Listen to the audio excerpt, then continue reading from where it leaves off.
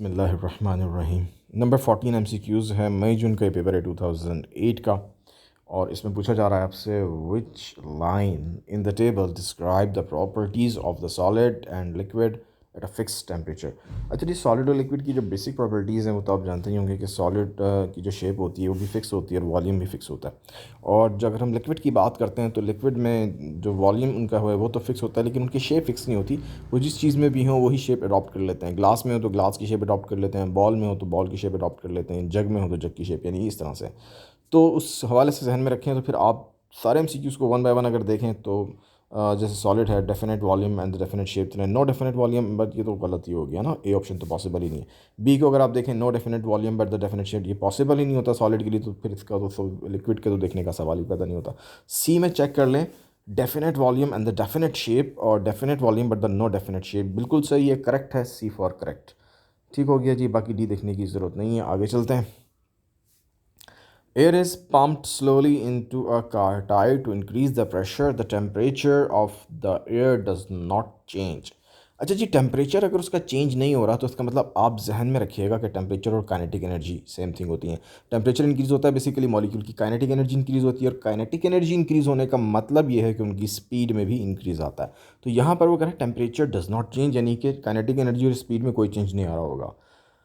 Air लेकिन हम क्या कर रहे हैं, पंप कर रहे हैं slowly in a car tier two increase the pressure. Pressure तो इंक्रीज़ होगा, और प्रेशर इंक्रीज़ होने की वजह से लाजमी सी बात है। तो which line in the table is correct, एक बात तो आपको बता ही चुका कि प्रेशर इंक्रीज़ होगा।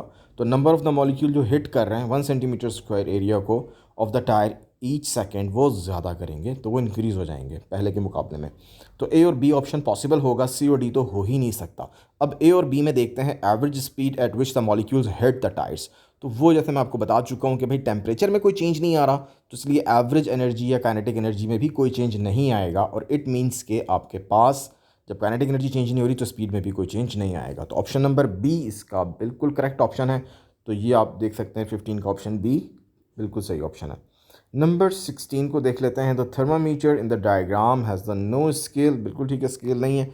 तो where must the bulb be placed so that the 0 degree Celsius can be marked on the stem. ठीक है जी, तो बॉइलिंग वाटर में इसको रख के तो हम 0 डिग्री मार्क नहीं कर सकते, 100 डिग्री करना हो तो फिर समझ में आती है बात। तो ए तो पॉसिबल ही नहीं है। बी में कोल्ड वाटर, अब देखें कोल्ड वाटर की बात करें तो कोल्ड वाटर का टेम्परेचर कम तो हो सकता है लेकिन ज़ीरो तो नहीं होगा। फ्रीज़र में अगर आप देखते हैं कि फ्रीज़र में रख दें तो फ्रीज़र में माइनस में भी जा सकता है, तो वो भी ज़ीरो नहीं हो सकता। तो इसलिए डी एक ही ऑप्शन पॉसिबल है इन मेल्टिंग आइस। मेल्टिंग आइस जो होती है उसका हमें कंफर्म होता है कि भाई प्योर मेल्टिंग आइस जो है वो टेम्परेचर उसका ज़ीरो होता है। ठीक है ना, हाँ वो भी सॉलिड फॉर्म में ना हो, क्योंकि फिर वही देख लें आइस अगर आप सॉलिड फॉर्म में यूज़ कर रहे हैं हो सकता है वो माइनस में भी हो सकती है। तो उसको हम प्योर मेल्टिंग आइस जब वर्ड यूज़ करते हैं, जब वो मेल्ट होना शुरू होती है तो वो 0 डिग्री हो चुका होता है, तब वो मेल्टिंग उसकी शुरू हो जाती है, तो वो कंफर्म होता है कि भाई ये 0 डिग्री है। तो इसलिए मेल्टिंग आइस ही वर्ड जो है वो सबसे ज़्यादा करेक्ट इसमें है। तो D option is a melting ice. Freezer आप बिल्कुल नहीं ले सकते। ठीक है जी, तो इसका डी ऑप्शन करेक्ट है। आई होप ये आपको क्लियर हो गया होगा। नंबर 17 की तरफ चलते हैं। A sample of the solid is heated for the 12 minutes and its temperature noted every minutes. The results are shown in the table, आपके सामने है। टाइम गुजरता जा रहा है, 1 2 3 4 5 मिनट्स ऊपर दिए हुए और नीचे टेम्परेचर इंक्रीज़ हो रहा है। अच्छा एक बात ज़रा गौर कीजिएगा कि एक लम्हा सॉलिड फॉर्म में है वो, ठीक है जी। अब वो सॉलिड फॉर्म में तो है, लेकिन यहाँ पर इसको मैं कैप्चर करता हूँ। तो यहाँ पे अगर आप देखिएगा काइंडली कि इस पार्ट में 11.5 है, आपको नज़र भी आ रहा होगा, ठीक है ना, ये यहाँ पे ये 11.5 है, और फिर ये 16.1 हो गया, यहाँ पे 22.1 हो गया, इंक्रीज़ हो रहा है टेम्परेचर। फिर यहाँ पे 3 पे आके 31 हो गया, और वहाँ 4 में भी देखें 31.1 है। अब टाइम गुजरता जा रहा है लेकिन टेम्परेचर में इंक्रीज़ नहीं आ रहा। तो ये आप समझ लें अच्छी तरह से कि जहाँ पे ये कंडीशन आ गई है, यानी कि ये वाली, तो इसमें जहाँ पे आपके टेम्परेचर में अब कोई चेंज नहीं आ रहा, मैं अंडरलाइन कर रहा हूँ, ये वो कंडीशन है जहाँ पे आपका सॉलिड लिक्विड में चेंज हो चुका है। ठीक है जी, अब आगे बढ़ें, फिर देखें कि अब क्या हो रहा है। उसके बाद फिर टेम्परेचर इंक्रीज़ होना शुरू हो गया, क्योंकि जब तक स्टेट चेंज हो रही होती है जो एनर्जी एब्जॉर्ब हो रही है वो टेम्परेचर इंक्रीज़ करने में यूज़ नहीं होती, ये याद रखिएगा। फिर वो काम क्या करती है, वही बात मैं बार बार बताता हूँ कि भाई इंटरमॉलिक्यूलर डिस्टेंसेस को इंक्रीज़ करने में यूज़ होती है, इंटरमॉलिक्यूलर फोर्स ऑफ अट्रैक्शन को वीक करने में यूज़ हो रही होती है।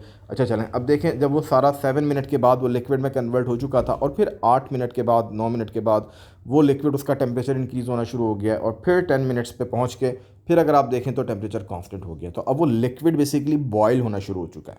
ठीक है, अब ये स्टेट चेंज हो रही है, लिक्विड से वो गैस में कन्वर्ट हो रहा है, बॉइलिंग स्टार्ट हो गई है। तो अब इन चीज़ों को जहन में रखते हुए हम ऑप्शन पे चलते हैं और देखते हैं कि कौन सा ऑप्शन ठीक होगा। तो देखेंगे how should the sample be describe at the end of the 12 minutes. तो ई की ऑप्शन है इसमें, इन सब में से अब आप समझ ही गए होंगे कौन सा ऑप्शन है।